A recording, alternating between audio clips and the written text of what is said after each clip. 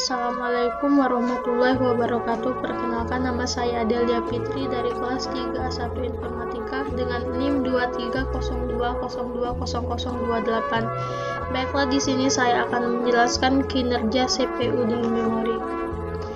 Yang pertama yaitu saya telah memasuki pada Task Manager, yaitu pada bagian CPU. CPU itu adalah otak dari komputer yang memproses data dan menjalankan program.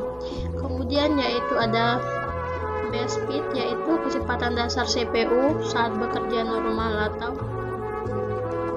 gigahertz. Kemudian ada clock speed. Kemudian ada core, unit pemrosesan independen, logical processor, yaitu logis hasil hyperthreading untuk multitasking dalam satu core. Kemudian ada case L1, case L2 dan case L3. Selanjutnya di sini ada RAM, memori sementara untuk menyimpan data atau program yang sedang dijalankan. Baiklah, memasuki perhitungan kinerja kecepatan maksimal pada CPU. Selanjutnya yaitu saya akan menjelaskan kinerja CPU beserta isi-isi dari perhitungan CPU yang saya buat sebelumnya. Di sini ada spesifikasi sistem berdasarkan Task Manager, yaitu CPU Intel Core i3 N305, kemudian ada base speed 1,8 GHz, clock speed saat ini 1,60 GHz, cores-nya 8, logical processor 8, case L1 768 KB, case L2-nya 4,0 MB atau megabyte, case L3-nya yaitu 6.0 MB atau megabyte. RAM yang tertera yaitu 7,7 GB, DDR dengan 5,6 GB digunakan. Yang telah digunakan yaitu 73%. Kemudian memasuki penjelasan setiap langkah kecepatan maksimal CPU. Yang pertama yaitu kecepatan maksimal CPU.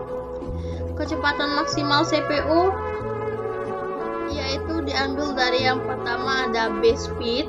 Base speed itu yang menunjukkan jumlah siklus yang bisa dilakukan oleh satu inti CPU selama 1 detik, yaitu 1,8 miliar siklus per detik. Setiap core dalam CPU bekerja pada kecepatan dasar 1,8 GHz.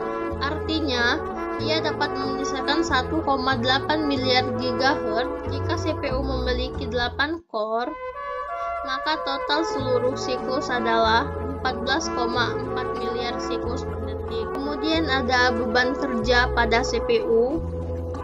Ketika CPU hanya digunakan pada 80% kapasitas, maka jumlah instruksi yang dapat diproses oleh CPU yaitu dilakukan berkurang menjadi 11,52 miliar siklus per detik. Ini adalah rumus cara menghitung dengan menggunakan rumus 14,4 miliar dikali 0,8 sama dengan 11,52 miliar siklus per detik. Kemudian yang ketiga yaitu jumlah instruksi per detik.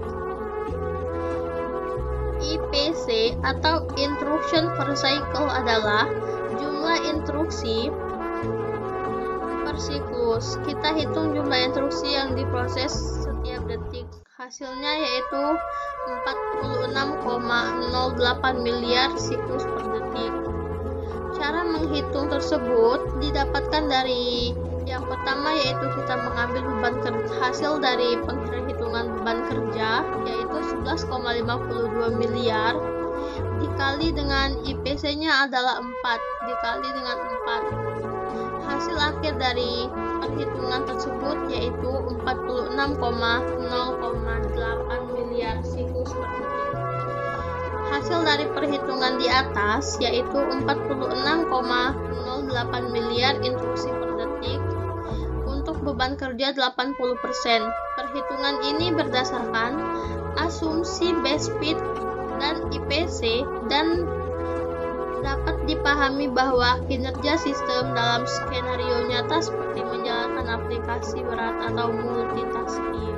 Kemudian yang kedua yaitu ada hierarki model atau model hierarki yang dibuat secara piramid. Yang pertama yaitu ada register, yang kedua ada L1 case, L2 case, L3 case, RAM, dan storage. Yang pertama yaitu ini dalam urutan yang pertama pada hierarki model yaitu ada register. Register itu adalah memori paling cepat dalam sistem komputer. Kemudian register terletak di dalam prosesor atau CPU. Fungsi register untuk menyimpan data sementara. Kemudian karakteristik dari register yaitu kapasitasnya sangat kecil, hanya memiliki kapasitas beberapa byte, waktu akses dalam hitungan non-detik. Kemudian yang kedua ada case. Ada case L1, case L2, dan case L3. Cache adalah memori berkecepatan tinggi yang berfungsi untuk menyimpan data yang sering digunakan oleh CPU agar tidak perlu diambil dari RAM. Di sini yaitu ada cache L1. Cache L1 yaitu tingkat pertama berkapasitas kecil. Digunakan untuk menyimpan instruksi dan data terbagi antar core CPU. Yang kedua yaitu ada cache L2, tingkat kedua yang berkapasitas lebih besar dibanding L1, tetapi kecepatannya lebih lambat. Biasanya digunakan untuk menyimpan data yang tidak muat di L1. Kemudian ada cache L3. Cache L3 yaitu tingkat ketiga share antar semua core CPU. Digunakan untuk data yang lebih jarang, tetap harus diakses lebih cepat daripada RAM. Yang selanjutnya yaitu ada RAM atau Random Access Memory. Fungsi RAM untuk menyimpan data dan instruksi dari program yang sedang berjalan. Data RAM akan dihapus saat sistem dimatikan. Karakteristik memori utama menyimpan data yang diakses CPU, menghubungkan CPU dengan storage permanen. Kemudian yang terakhir ada storage, spesifikasi. Fungsi storage untuk menyimpan data secara permanen termasuk sistem operasi dan program file. Digunakan untuk menyimpan data yang jarang diakses atau ketika RAM penuh. Kecepatan akses lebih lambat dibanding RAM, tetapi jauh lebih besar kapasitasnya. Solid State Drive memiliki kecepatan lebih tinggi dibanding HDD tradisional.